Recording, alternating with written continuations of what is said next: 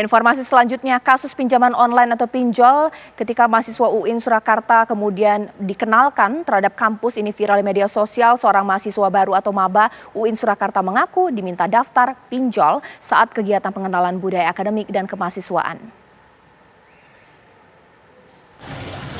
Apa sebabnya? Menyusul masuknya pinjol di lingkungan kampus, sejumlah mahasiswa UIN Surakarta berunjuk rasa di depan gedung rektorat. Mereka menuntut rektor membubarkan Dewan Eksekutif Mahasiswa Dema UIN karena dinilai membawa pinjol masuk kampus. Sambil membentangkan poster dan spanduk, puluhan mahasiswa UIN Raden Mas Said Surakarta berunjuk rasa di lobi gedung rektorat. Mereka ingin menyampaikan aspirasi langsung kepada rektor terkait kasus masuknya pinjol ke kampus yang dibawa oleh Dewan Eksekutif Mahasiswa. Aksi ini mendapat perhatian rektor yang datang langsung menemui mahasiswa. Rektor UIN Surakarta Mudofir mengaku kecolongan dan akan menyelidiki kasus tersebut.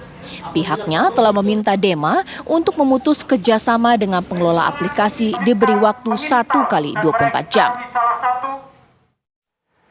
Ya, langsung saja saya akan tanyakan dengan Rektor UIN Surakarta, Profesor Mudofir. Selamat malam, Assalamualaikum, Prof. Waalaikumsalam warahmatullahi wabarakatuh. Prof, sudah adakah hasil investigasi kenapa bisa ada pinjol yang jadi sponsor dari pengenalan mahasiswa baru? Investigasinya adalah menghasilkan diantaranya disebabkan Dema mencari dana untuk kegiatan di luar PPAK yang disebut Festival Budaya. Tapi kalau PPAK-nya sendiri itu sudah didanai oleh DIPA. Sehingga dari tahun ke tahun tidak ada masalah. Nah, persoalannya adalah ketika menggandeng sponsorship dari pihak ketiga yang terindikasi pinjol, kemudian memobilisasi untuk registrasi, kemudian banyak pertanyaan-pertanyaan dari orang tua atau sejawat ke pihak-pihak kami, kemudian kami pada Senin tanggal 7 ya, itu kemudian memanggil Dema untuk membatalkan semua itu. Karena sesungguhnya PPAK kan pelaksanaannya tanggal 14 yang direncanakan. Nah, mungkin pendaftarannya kan mulai tanggal 1, 2, 3, 4, kemudian ada orang tua yang tahu, kemudian memberitahu, dan kemudian viral. Ya, gitu. Saya sebagai mahasiswa mungkin berpikir dengan kacamata mahasiswa, Ketua Senat sampai bisa mengambil langkah seperti itu sungguh berani. Apa jangan-jangan ini sudah pernah dilakukan di tahun sebelumnya tapi tidak ketahuan, tidak viral, bagaimana Prof? Setahu saya tidak pernah ada ya. Kenapa? Karena sesungguhnya bahwa kerjasama itu kan dilakukan oleh pimpinan puncak ya, antara rektor dengan pihak yang lain.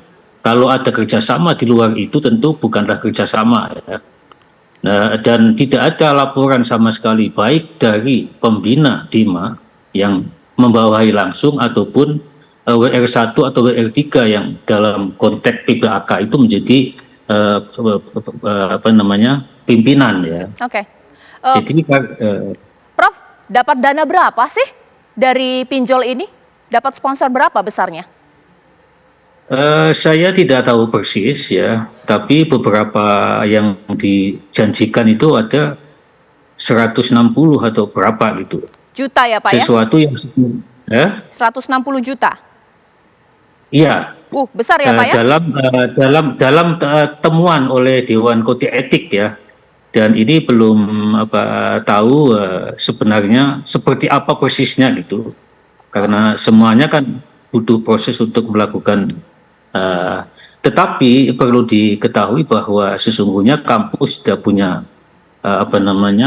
tidak menganjurkan, tidak punya kebijakan bahkan melarang untuk hal-hal yang sangat kontraproduktif bagi kenyamanan mahasiswa. Prof, ada sanksi tidak untuk yang memberikan ide, mengeksekusi, menjalankan kerjasama ini? Ada. Jadi kita bawa ke Dewan Kode Etik dan sudah dilakukan ya. Analisis, kajian, kemudian menghasilkan bahwa itu dilakukan secara sepihak, dan karena itu kemudian rektor mengambil alih ya, universitas mengambil alih pelaksanaan PPAK karena menghindari ketidakpercayaan mahasiswa baru terhadap panitia yang sudah melakukan tanda kutip tidak cermat ya, menggandeng sponsorship yang terindikasi pinjol. Pak, Kemudian kedua kita, halo? ya boleh lanjutkan Pak. Yang kedua adalah ketua demanya kita copot ya, untuk memberikan kepastian hukum bahwa kecerobohan ini juga harus ada sanksinya ya. Yang kedua untuk memulihkan kepercayaan mahasiswa baru, kepercayaan publik bahwa kampus dan universitas betul-betul lebih menjaga lembaga ini bersih dari sesuatu yang lebih buruk ya. Baik. Dan untungnya kan secara cepat kita cegah sehingga yang masuk registrasi tidak begitu banyak ya.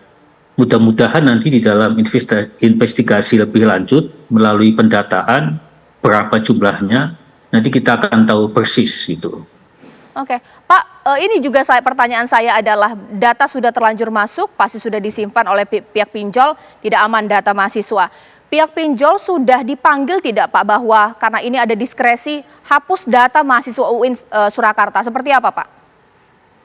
Yaitu langkah berikutnya, kami di dalam rekomendasi Dewan Kode Etik mahasiswa itu menyebutkan akan berkonsultasi dengan pihak otoritas jasa keuangan, meminta saran harus seperti apa penanganan yang sesungguhnya terkait dengan kasus yang dialami oleh maba ya. Baik.